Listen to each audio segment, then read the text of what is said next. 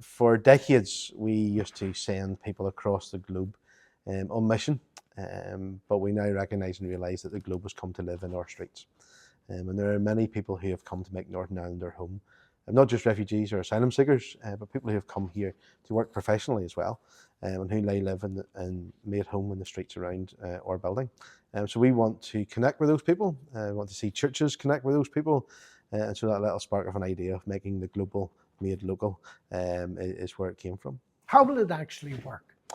So the idea is that we reach out in lots of different ways. We make ourselves known to those people who maybe are finding it hard to find a community to be a part of. Maybe they don't know where to get certain services from, or where to get their car fixed, something as simplistic as that, that we will be there to make those connections. So that's through a number of different ways.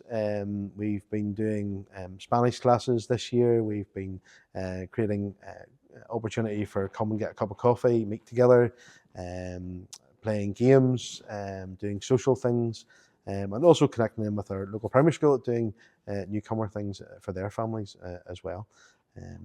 None of this would be possible without adequate funding. Where did you source that funding from?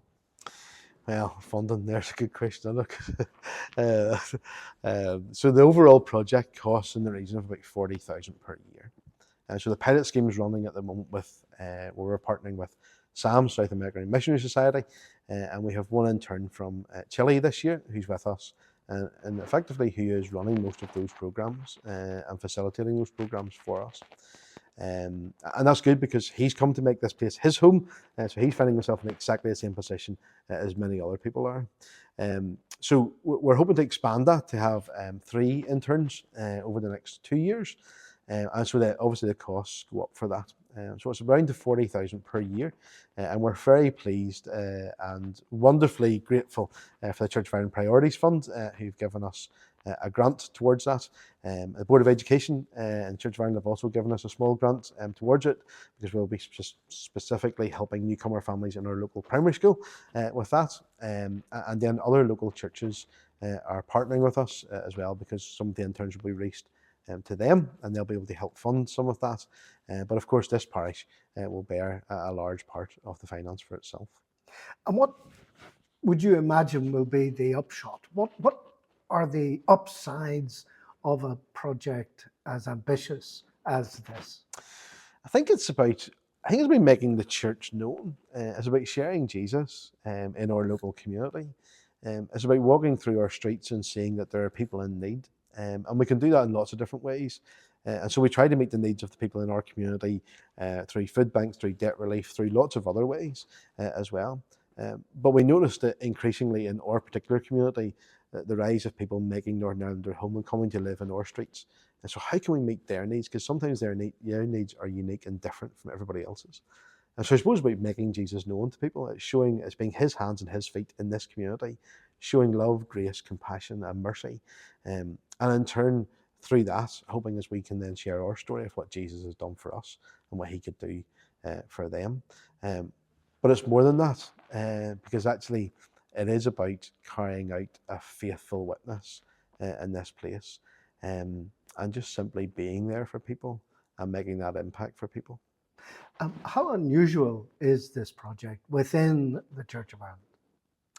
I suppose there are many parishes that are seeking to reach people in their community.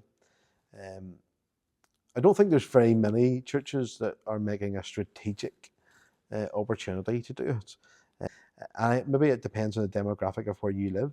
And maybe we're just living in a particular demographic where lots of newcomers are coming to live in our area. It's a bigger opportunity for us to connect with people. Well, Marcus, when you heard you were coming to Northern Ireland and to this little place called Lisburn, what went through your mind? I was really happy, to be honest. I Googled Lisburn or Ireland before coming here, and I saw all these beautiful pictures, green pictures, nature pictures. So I was really amazed. I was really happy to know like the church culture here, or the life the Christian lives here, and happy to serve, to be honest. So yeah. What does your work involve? My work involved many things. I've been doing Spanish lessons, for the community. I've been doing local coffee on Fridays, helping with the youth, with the children's on Friday also. Uh, Talking on Sundays with to the children's, helping with moving chairs, serving coffee, many different activities. So yeah. What do you think you'll be able to bring back to Chile once your time is up? Yes, the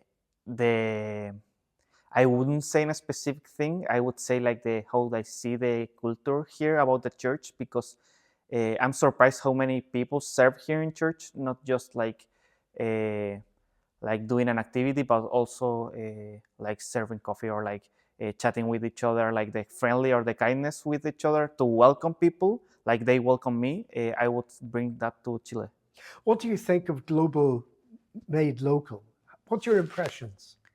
Like for the like intern year, yes, it's been a great year. I think it's a great opportunity to grow. I've been blessed by God serving here in church, being able to serve or ministering others. And there's not many opportunities in Chile to serve or to be a kind of minister or youth leader.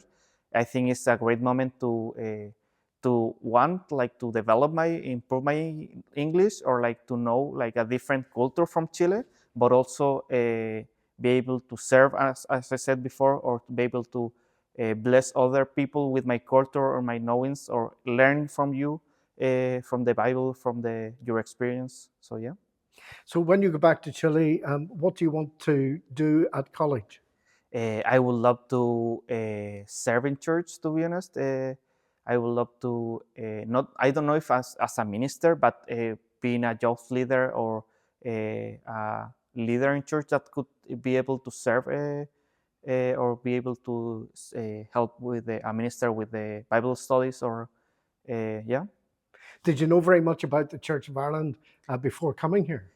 I